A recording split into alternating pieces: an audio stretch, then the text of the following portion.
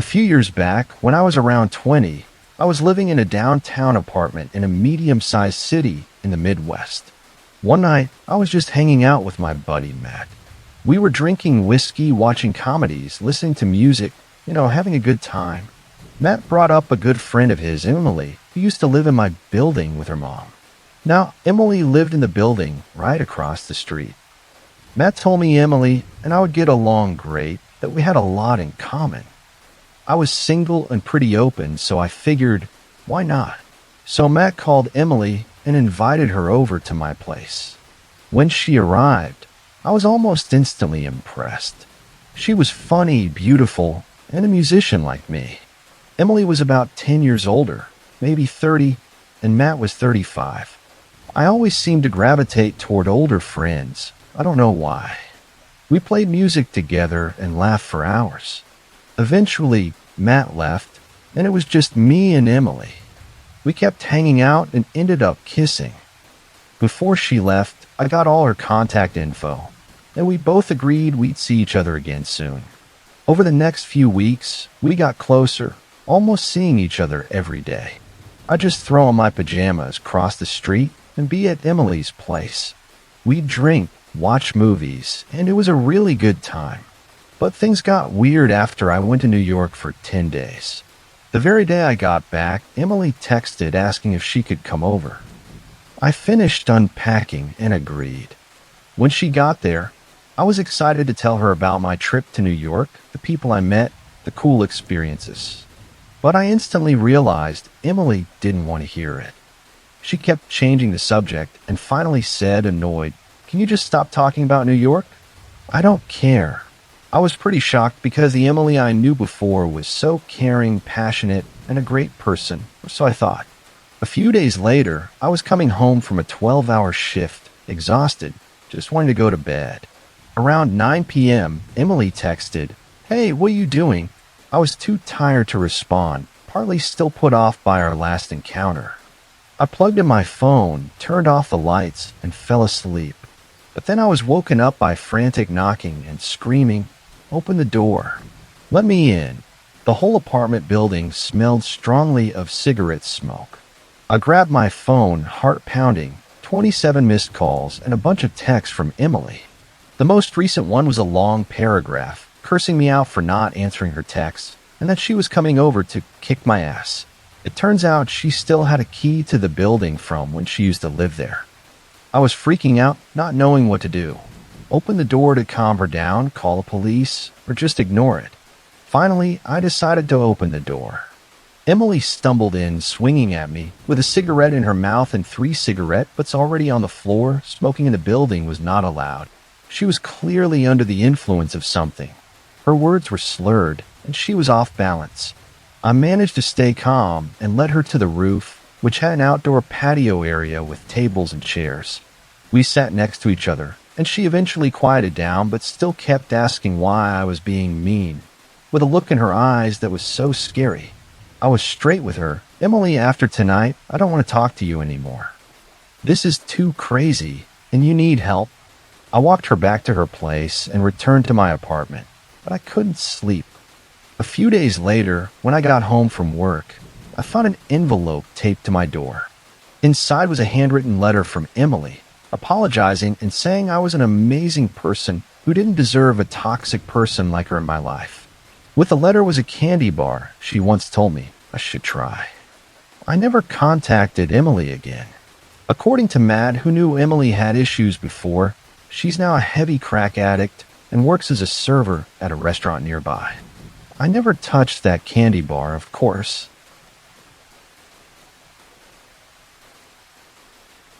This happened between 2014 and 2017 when I worked at a well-known health food store in a major city in the Bay Area, California. I'm a woman, and I was in my early 20s at the time. I had a good friend, Kev, one of the kindest, most genuine and warm-hearted people I've ever met, but sometimes he was too good for his own good. Our weekly routine was to drive around the city after work, talking about everything from personal problems to just fun stuff. It was like therapy, and I always looked forward to it. That night, we had a third person, Ben, a coworker. Since Ben's shift ended about 30 to 45 minutes later, Kev and I decided to drive around the area to kill time. Kev was driving. To get back to the store to pick up Ben, we had to take a left at an intersection, go through a short, dark, unlit street, exactly 302 feet long, according to Google Maps, that led to a bright, always busy intersection with shopping centers on both sides. As we were driving through the dark stretch, Kev suddenly interrupted me. "Oh my God, did you see that person waving?" I turned my head and replied, "No, what are you talking about?" It was dark, and my eyesight isn't great, so I didn't see anyone. Kev said, "There's someone in a black hoodie waving at us." He slowed down, reaching into the back seat, clearing things as if he was making room for someone. I immediately said, No one is getting in this car, understand? But Kev insisted, "What if they need help?" I was firm. There's no one there, and even if there was, they can walk to that bright intersection up there. Finally, Kev agreed, but he still wanted to circle back to check. I reluctantly said yes, knowing I didn't have much of a choice. We circled back, and there she was, a girl around my age, early 20s, standing alone in the darkness, wearing all black, a hoodie, looking disheveled and like she was crying. Kev rolled down my window halfway. I rolled it back up a bit, then he asked her if she was okay. I immediately got a bad vibe from her. She had her hand over her face and said that 4 guys had stolen her purse, took her wallet and everything, and she didn't have a phone. But she wasn't really crying, just making this weird, drawn-out moaning sound. I told her, "Okay, we'll call the police for you. Why don't you walk to the bright plaza at the intersection, and we'll wait with you?" But she was dead set against it, saying she had already called the police an hour ago and didn't need them anymore. I started to freak out. She just said she didn't have a phone, so how did she call the police? I asked, "I thought you didn't have a phone." She replied, "I did, but the battery died." Everything was happening so fast, and before I could process it, Kev invited her into the car to help. I protested, telling her to just walk to the plaza, but Kev unlocked the doors and said, "Don't worry, we'll give you a ride there." She got in, with her hands still in her hoodie pocket. I was furious, almost beside myself. While Kev was talking to her, I rummaged through my purse for my box cutter. She was giving contradictory answers. One minute she didn't know the area. The next she said she grew up and lived 6 blocks away. Then she said she wanted to go to a bar for a drink, even though she claimed to have lost her wallet and ID. I turned to look at her. She had this pasty complexion, and her eyes seemed to look right through me, giving me chills. I found my box cutter, flipped the blade out, held it tight on my lap, my eyes on her. Kev was being his kind self, trying to figure out what was going on, but I just wanted to get out of the situation. She started talking about a boyfriend nearby, then asked for money, then asked for a drink, and then suddenly demanded to be let out of the car. We dropped her off in a random residential area, not where her boyfriend was.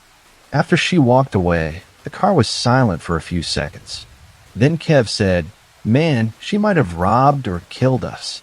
I shot back, "Yeah, thanks, you idiot." Looking back, I'm convinced she was at least going to rob us. I regret not calling the police right away. Luckily, nothing happened, but I'm absolutely sure that night something very bad was in that car.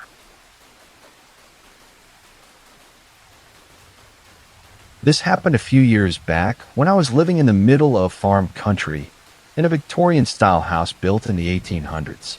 The place had a long history, with a few old shacks and sheds on the property that belonged to the original builder.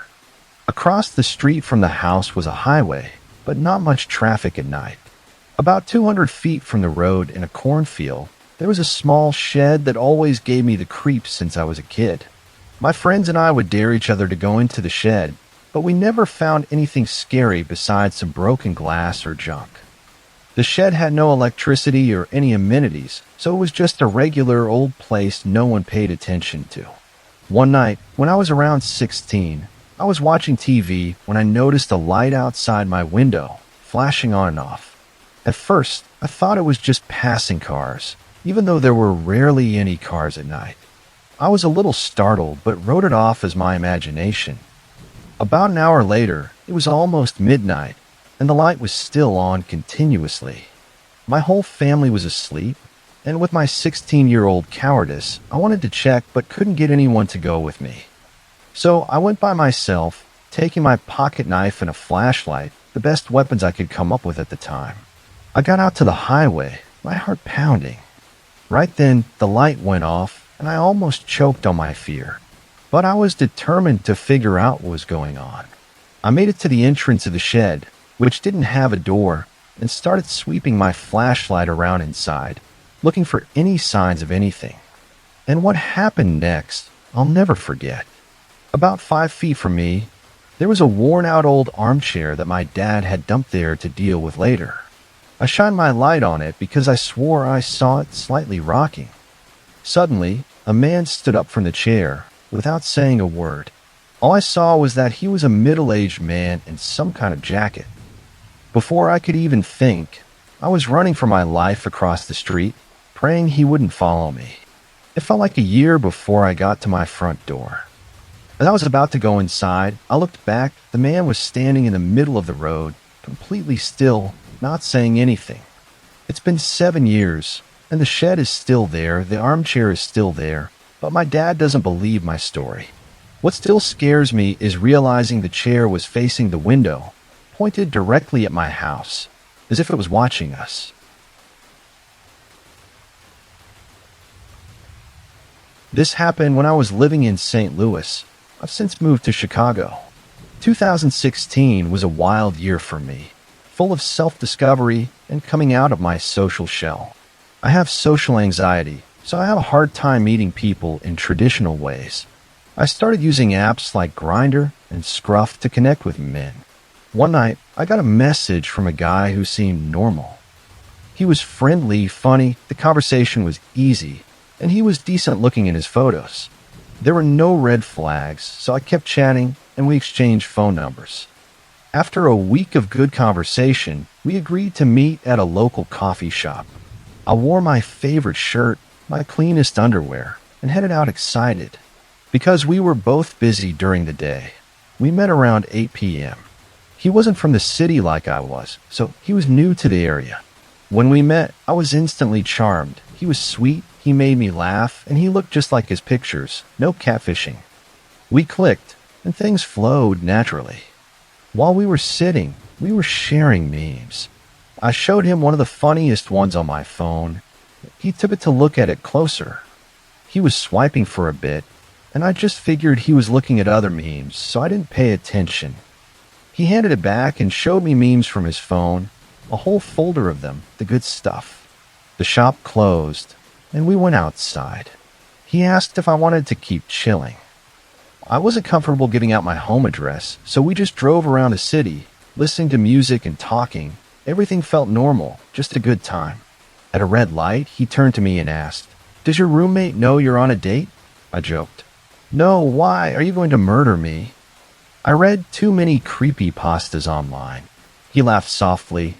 "If I were you, I'd use them as a backup plan in case of an emergency." We both laughed it off and kept going. Around midnight, I had some chores to do the next day, so I said I should head home. He offered to drive me home, but I declined, asking him to drop me off at a train station. He was polite and agreed. When I got home, I was so excited about how great the date went, so I texted him, "I had a great time tonight, would love to see you again." But when I opened our chat, I saw a notification. "You started sharing your location today at time." This was strange, because I had never used that feature before. I just assumed I accidentally turned it on, so I turned it off and sent the text. He didn't respond, and I figured he was busy, so I just scrolled Reddit like usual. The next morning, I got out to do my chores, laundry, grocery shopping, and then therapy. At the last grocery store, I was using the self-checkout when I saw him at the next register. What a coincidence. He came over and started making small talk. I thought it was weird since he said he didn't know the city, but the conversation was innocent, so I brushed it off. Over the next couple of weeks, the conversations fizzled out and we stopped talking. I was used to this, so I didn't press it. One evening, I was home alone watching cartoons when there was a knock on my door. It was late, and I didn't want to answer it, so I just sat still and hoped they would go away. The knocking got louder and more frantic. I looked through the peephole, two shadowy figures, and I recognized one, wearing a hoodie and a beanie with a very specific square jaw. My heart dropped. I panicked and called my roommate to come home immediately. When Andrew got home, he said he didn't see anyone around the complex. I calmed down, told him the story, and realized he knew my home address from the location sharing. I hadn't turned it off right when I got home, so he had time to follow the map from the train station. He never came back after that, and I haven't heard from him since. The chat on Grindr was gone, so he must have blocked me. I don't know what he was planning to do, rob me or something worse, but it was a terrifying experience.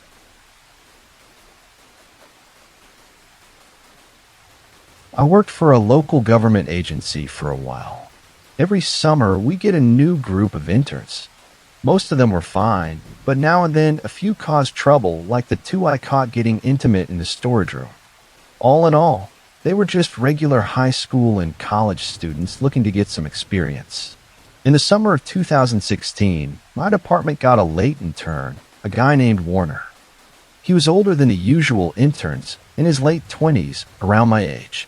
We hit it off quickly because we had a lot in common, and he was the only one close to my age in the department. The rest were teenagers or employees older than my mom in their 60s.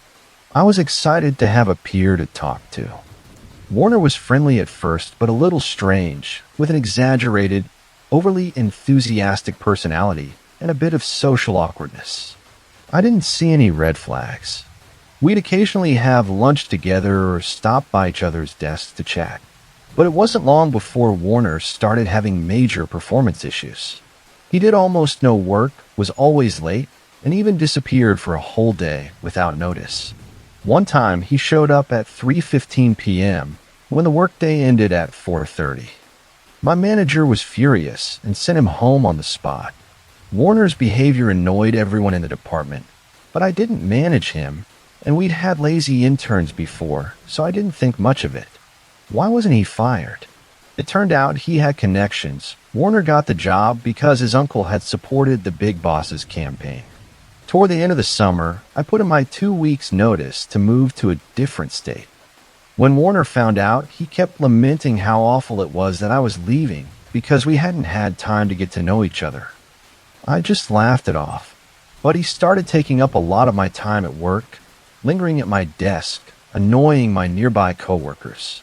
I was a little annoyed, but since I was leaving anyway, I didn't care what my coworkers thought, so I just let it happen.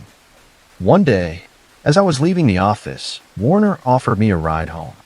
I usually took the bus, and other coworkers had given me rides before, so I didn't think it was strange and accepted. But his car was a mess. It smelled, and it was filled with trash. He quickly cleared the passenger seat, apologized, and we left.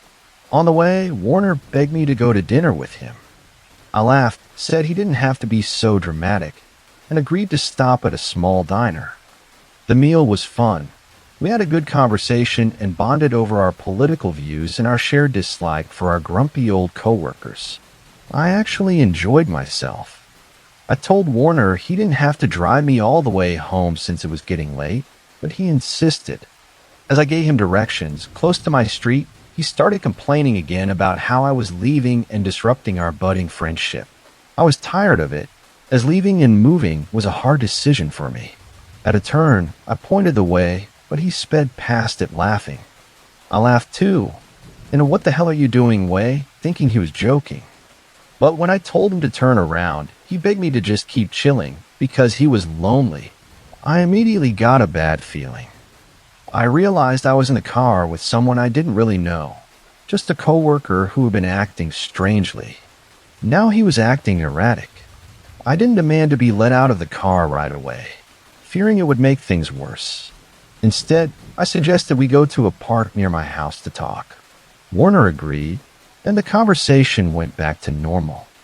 But then he started telling me his whole life story. He'd been arrested for theft, was a recovering heroin addict, and struggled with depression. I tried to be empathetic, but I was genuinely shocked by the amount of personal information he was sharing. I changed the subject and showed him a picture of my dog, but I accidentally swiped to a picture of me in full makeup, looking very different from my casual work appearance. Warner took my phone and commented that I was very photogenic. After a moment of silence, he said we were a good match, it was a shame I was leaving, and he wanted to go on a date. I didn't answer. Then he confessed, "I'm sorry I'm high.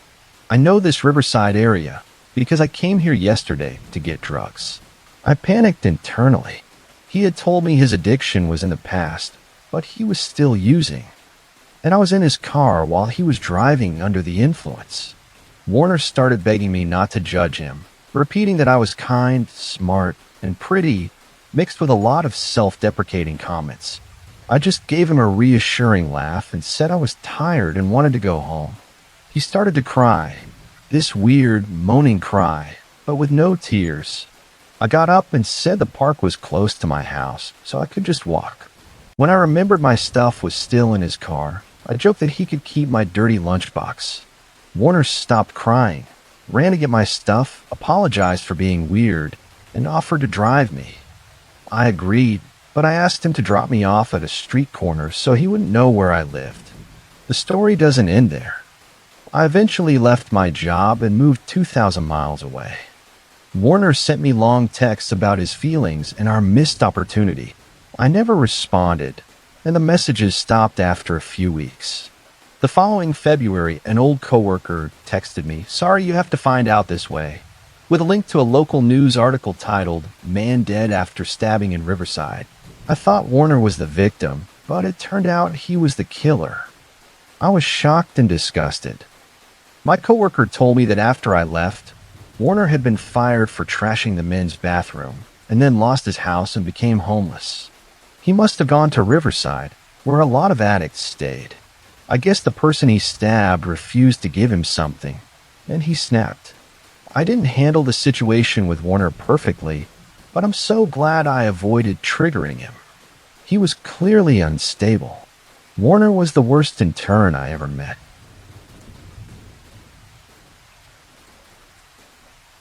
In 2012, when I was a senior in high school, I was babysitting a newborn baby for a couple who were close family friends. I put the baby to bed early, around 8 p.m. upstairs, and I went downstairs to the living room to watch TV, leaving the baby monitor near me. The parents said they'd be home around midnight. Around 11 p.m., I heard a blood-curdling scream from the monitor. It wasn't a normal cry, but a scream that made the hair on my arms and the back of my neck stand up. I worked in a nursery throughout high school, but I never heard a baby scream like that. It wasn't a feed me, change me, or I'm uncomfortable scream. It sounded like pure, raw terror. It still gives me chills just telling this story. I ran upstairs immediately, opened the baby's door, and turned on the light. The baby was standing in his crib, one hand on the rail, the other pointing at the closet, still screaming. I picked him up, soothed him, and he eventually calmed down. I wasn't brave enough to check the closet. I'll admit it, I was genuinely freaked out. It was just me and the baby in the house. I took him downstairs to the living room because his parents were coming home soon, and I didn't want to be upstairs. Right at midnight, the parents came home. They were a little confused and annoyed that the baby was still awake and downstairs. I told them what happened, thinking they'd think I was being silly. But when I told them about the scream and the baby pointing at the closet, the mother's face completely changed. She shook her head, her eyes watering, clearly distressed. They took the baby upstairs without saying anything more. It was weird because we were close family friends and we were always so open with each other. The father later apologized for his wife and explained. He told me his wife had seen a ghost of a Civil War soldier standing at the foot of their bed. He had never seen it, but he knew her fear was real. They didn't know how to explain what had happened. I didn't personally see anything supernatural that night, but the baby's scream and the mother's reaction gave me the chills. I have never experienced anything like it since, but the memory of that terror still haunts me. Several months ago, I was promoted to a more stressful position at my company, which led to a heavy workload, stress, and a lack of sleep. After a terrible night's sleep, I debated whether to go to work. Feeling guilty as I was managing a whole department, I called in sick, gave them the honest reason, and tried to get more sleep. As I slept, I had a foggy, guilt-ridden dream about going to work at my usual time. Around noon, I decided to go into the office. When I arrived, I joked with the receptionist about me being late. But she looked at me surprised and said, "But you were here this morning?" I told her she was mistaken, maybe thinking of yesterday when I came in early. But she insisted she had seen me, even pulling a coworker over for confirmation. "We both saw you this morning, clear as day." I laughed it off, thinking they were confused. And what am I meeting? The rest of my coworkers had no such confusion, and we all laughed about it, treating it as a joke. But the receptionist wouldn't let it go. During my meeting, she knocked on the door, came in, and insisted that she had really seen me that morning and wanted to clear things up so she didn't look crazy. I joked that I wanted to clear things up too, so I called my fiancée on speakerphone right in front of everyone. I asked her, "Do you remember what time I woke up? Did I go to work early or sleep in?" She confirmed I was home all morning, and the receptionist's face went pale. The incident became a running joke for a few weeks, with me saying things like, "I wish I could be in two places at once with all this work." About a month later, something else happened.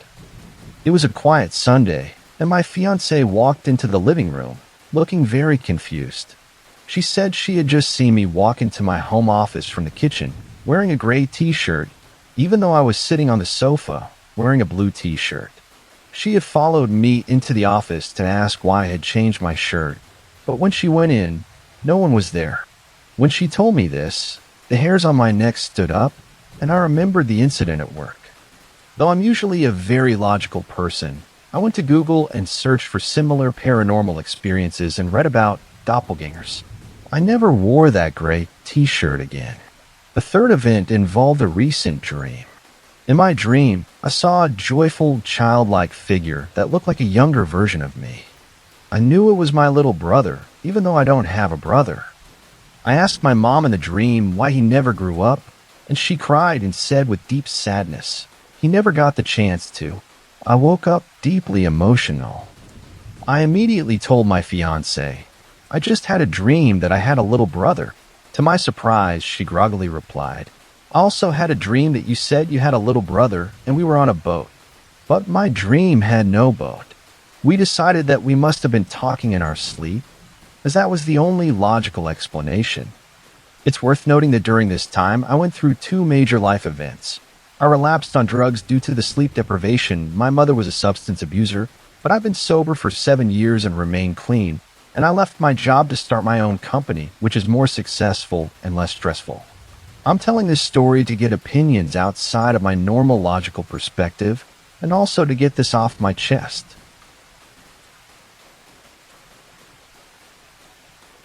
This happened when I was around 18 and still living at my parents' house.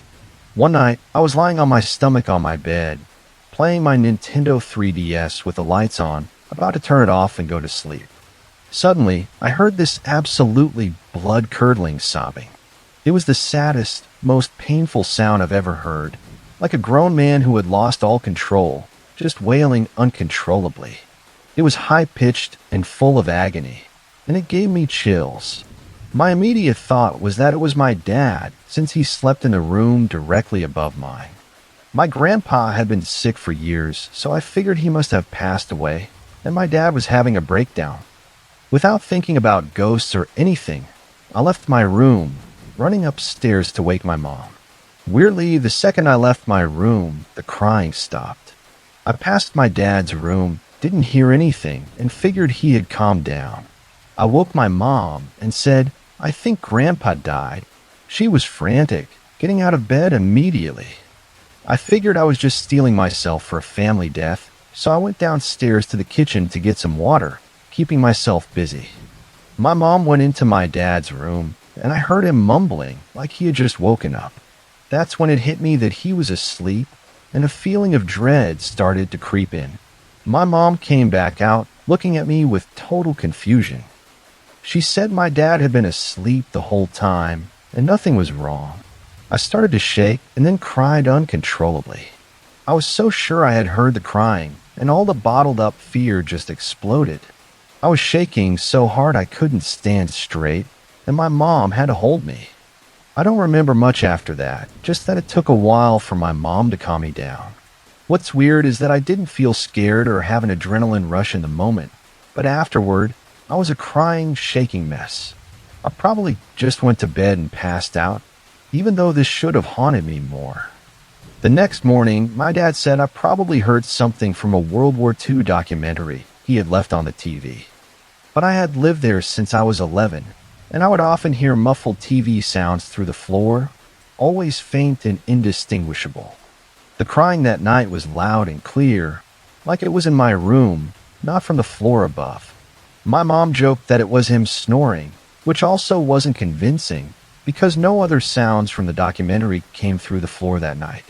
Some people I've told said it was sleepwalking or sleep paralysis, but I've had sleep paralysis before, and I could only hear sounds, not open my eyes. This time I was playing a game, my eyes were open, the lights were on, and I wasn't sleepy, so it couldn't have been a dream or paralysis. Another time I was home alone with my dog on my lap, sitting on the sofa, with my back to the stairs. I heard someone running up and down the top 4 stairs, repeating about 4 times, loud and clear. What's weird is that I wasn't scared. There was no adrenaline. I just automatically got a knife and went to check, but found nothing. Looking back, my reaction was strange, like my body was acting scared, but my mind wasn't. That crying has stuck with me forever.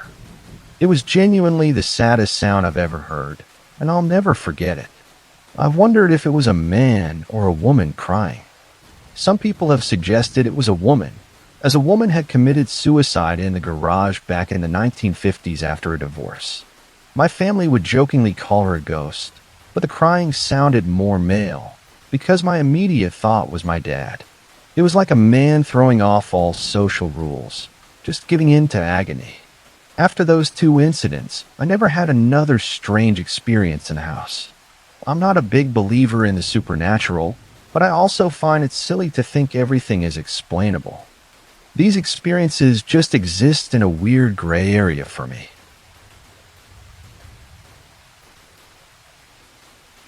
This happened about 14 years ago, when I was around 11 or 12. My family had just moved from a small town to a city, and we found a house on a hill with a great view, and for a great price. I remember the look on the mother's face from the family who lived there before. A woman and her son, who was about my age. She looked so uneasy, like something was wrong. A few weeks later, we were settled in. The way the couches were set up in the living room, I could see the hallway that led to my parents' bedroom and the laundry room in my peripheral vision. I swear that almost every time I was watching TV or playing a game, I would see a shadow pass between those 2 rooms, quick as a flash.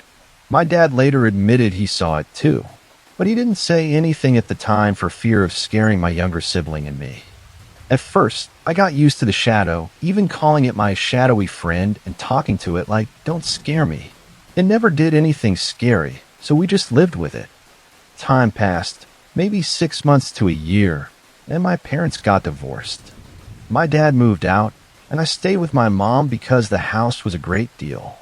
My mom worked at a restaurant and was home late, so I was often home alone. One night around 10 p.m., I was watching TV when I got that feeling of being watched, that kind of hair on the back of your neck feeling.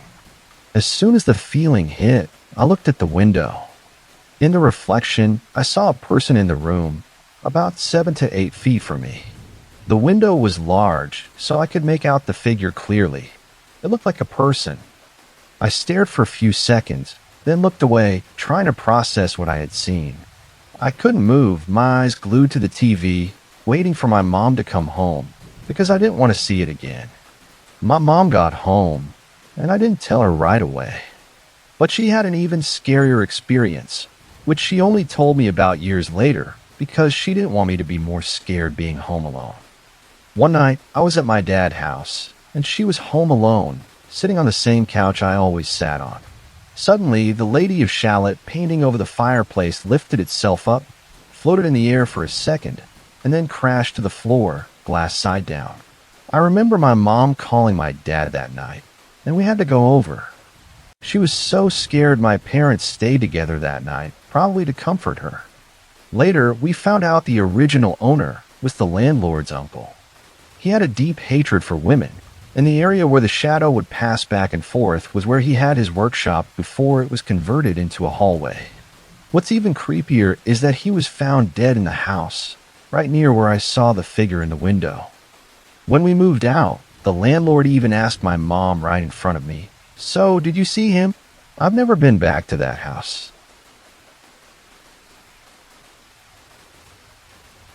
This happened in late May or early June of 2017 in Kentucky, where I've lived my whole life. I'd saved up some money and bought my first rifle. My family owns over 20 acres, so I don't like going to shooting ranges, partly because the local one is horrible, with bullet holes in the walls. I prefer to shoot on my property. I also bought a Magpul D60 drum magazine from a Gander Mountain that was going out of business. I planned on testing its reliability and sighting in my rifle. I took the rifle, the drum mag, and 20 rounds of ammo out to my family's field.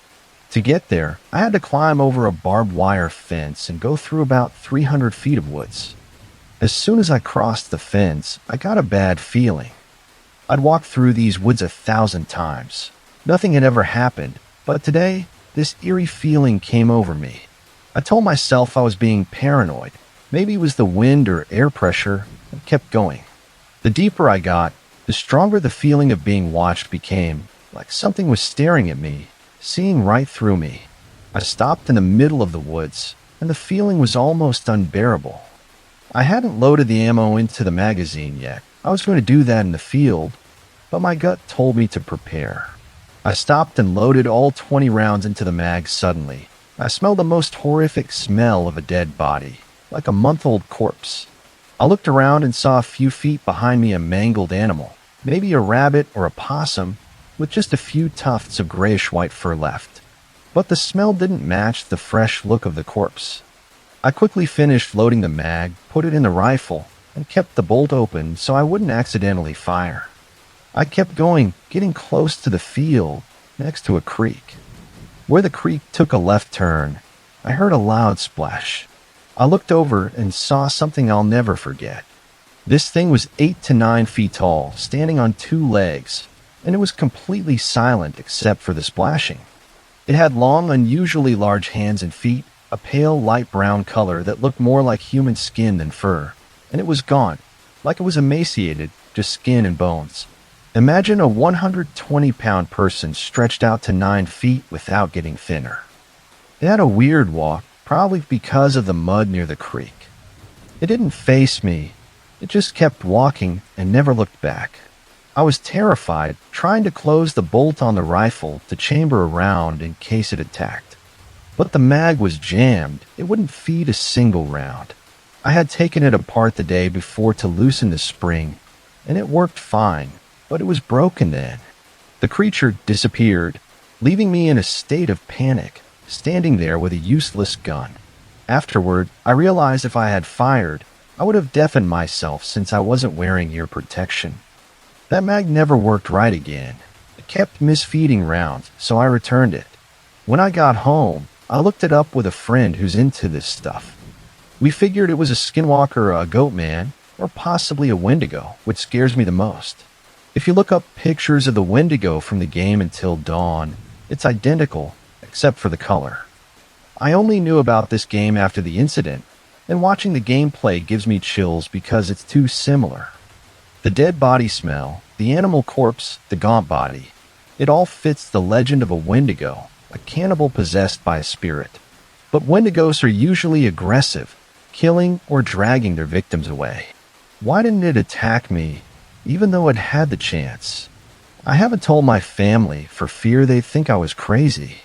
But I have a suspicion my dad saw something too, because he suddenly started burning sage around a property, saying he liked the smell, even though he'd never done that before. Our property has Native American ties, often find arrowheads and flint. The The creepiest part is that 2 weeks ago, a friend of mine found a spot related to the Trail of Tears less than 5 miles from my house. Maybe the creature came from there. It's been almost a year, and I haven't seen it again, but it still haunts me.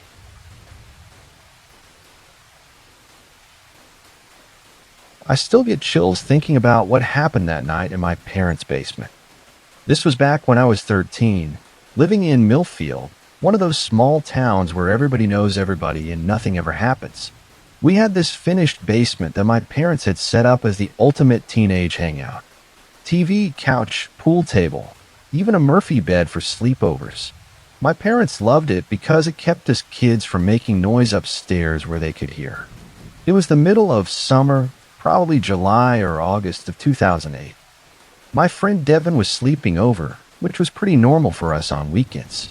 We'd known each other since elementary school, and our parents were friends too. That night, we'd been watching some stupid comedy DVD.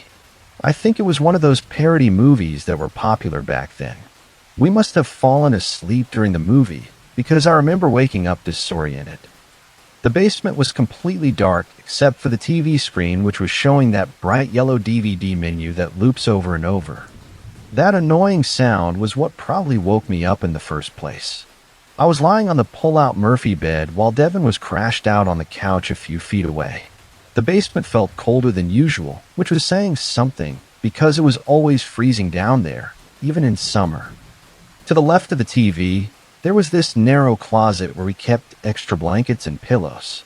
The door was cracked open a bit because we grabbed some blankets earlier and hadn't fully closed it. I remember staring at that door for some reason, feeling uneasy. That's when I noticed it. Standing directly in front of the TV was something. At first, I thought maybe Devin had gotten up to change the DVD, but I could see him still sleeping on the couch. This thing was tall. Taller than my dad, who's 6 feet and impossibly thin. It was just black. Not like a person wearing black clothes, but like a hole in reality. It had no features I could make out. No face or clothes or anything. Just this dark human-shaped shadow or mist that was somehow darker than the darkness around it. The yellow light from the TV screen should have illuminated whatever was standing there, but instead, it was like the light just stopped where this thing began.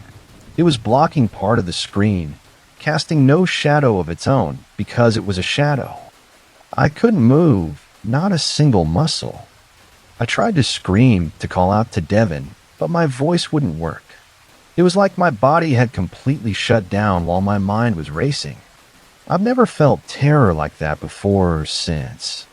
This primal fear that bypasses all rational thought. The thing just stood there for what felt like forever, but was probably only seconds. And then, I swear this is exactly what happened. It seemed to notice me watching it. There was no face to turn, no eyes to meet mine, but somehow I knew it had become aware of me. I felt it like a physical sensation, like when you can tell someone is staring at you from across a room. Then it moved.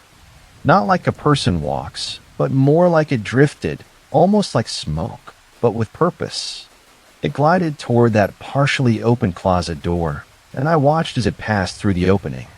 The door slowly closed behind it with a soft click that sounded impossibly loud in the quiet basement. I was still frozen, still unable to process what I'd just seen when suddenly Devin sat straight up on the couch. His eyes were wide, and he was pale, even in the dim light. He looked at me and said, "Did you just fucking see that?" His voice was shaking. That broke whatever spell had been holding me in place.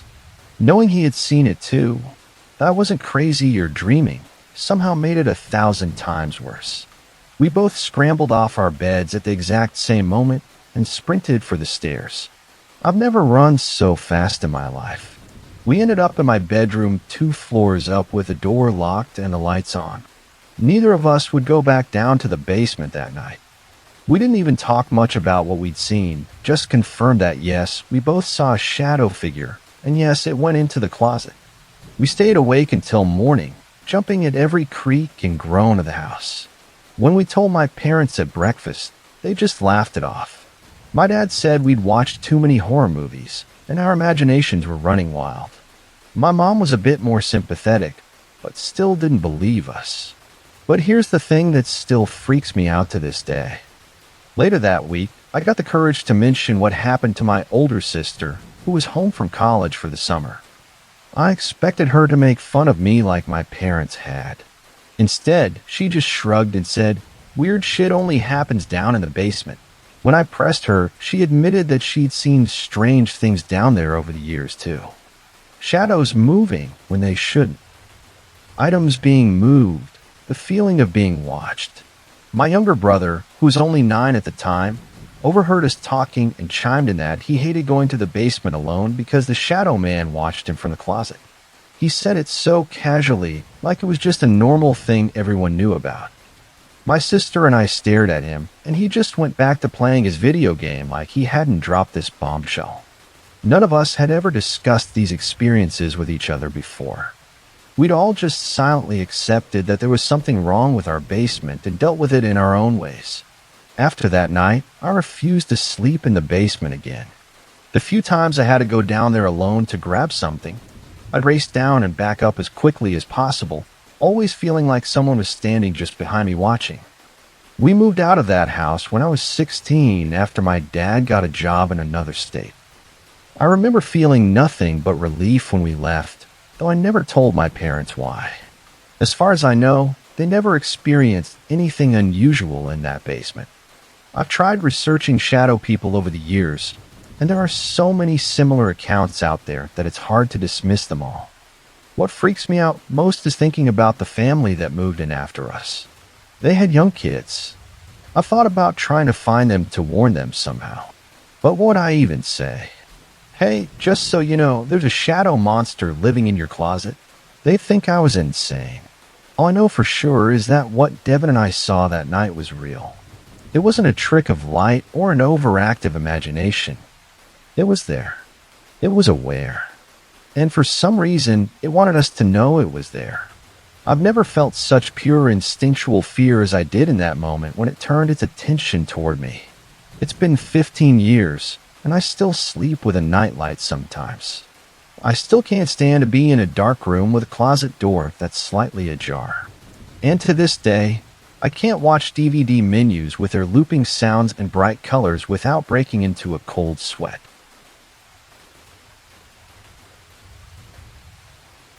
I still can't talk about Macedonia Road without my hands shaking. Even though it's been over 15 years, the memories come flooding back like it happened yesterday. I was 11 when we moved into that house. My parents thought it was perfect. Affordable, spacious, rural setting with woods in the back.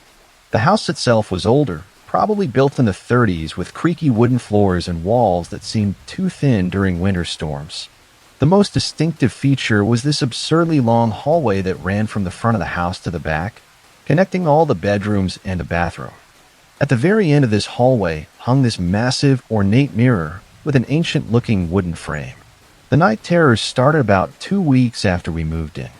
I'd always been an easy sleeper before Macedonia Road, but suddenly I was waking up screaming, convinced someone was standing at the foot of my bed. My parents blamed it on the stress of moving and a new school, but I knew it was something else.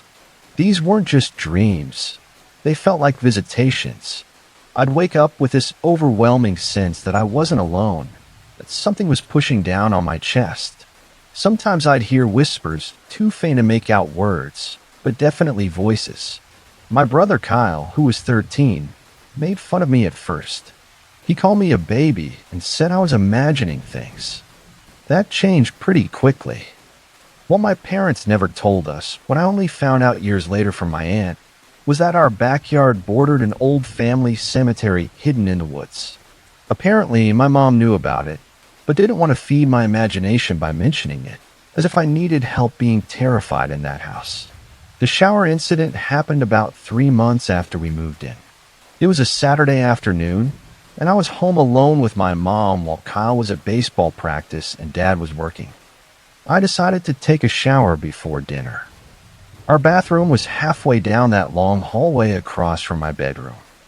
I remember locking the door out of habit.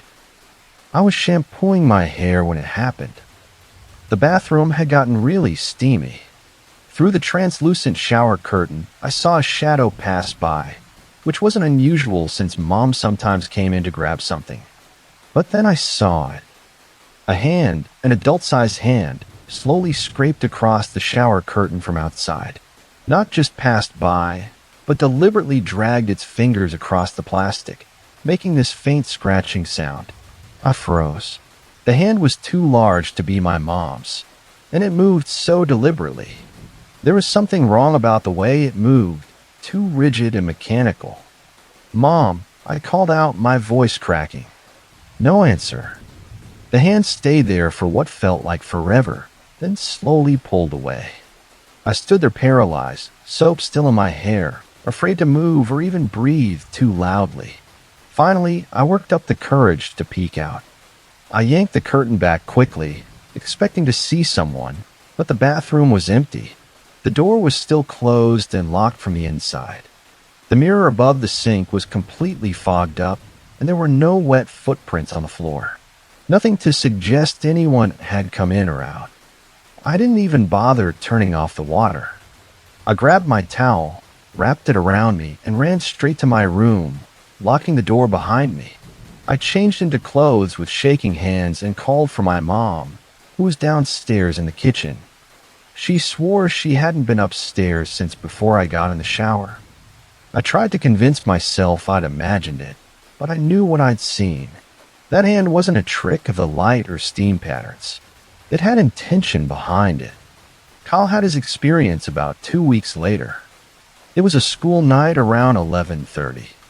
Our parents had fallen asleep watching TV downstairs, which they did pretty often. Kyle and I were both in our rooms.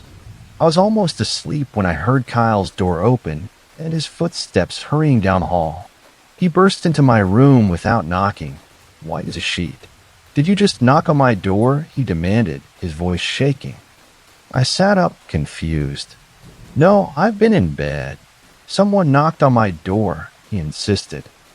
Like, really loud 3 times. "Mom or Dad, probably," I suggested. Though even as I said it, I knew it didn't make sense. Our parents would have called out his name. "No," Kyle said. "I heard footsteps coming down the hall first. Heavy footsteps. They stopped right outside my door. Then the knocking started. When I opened it, nobody was there.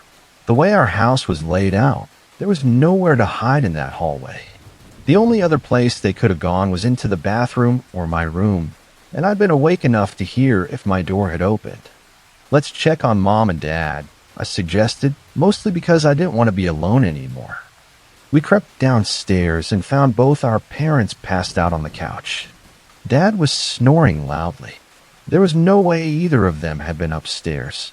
After that night, Kyle stopped teasing me about being scared. We started sleeping with our lights on, keeping our doors locked, and avoiding that hallway at night whenever possible. But the worst part of the house, the part that terrified me the most, was that mirror at the end of the hall. About a month before Kyle's knocking incident, I'd seen something in it that I couldn't explain. I was walking to the bathroom one morning, and as I passed by the mirror, I glanced at my reflection. Standing behind me in the reflection was a woman. She wasn't close.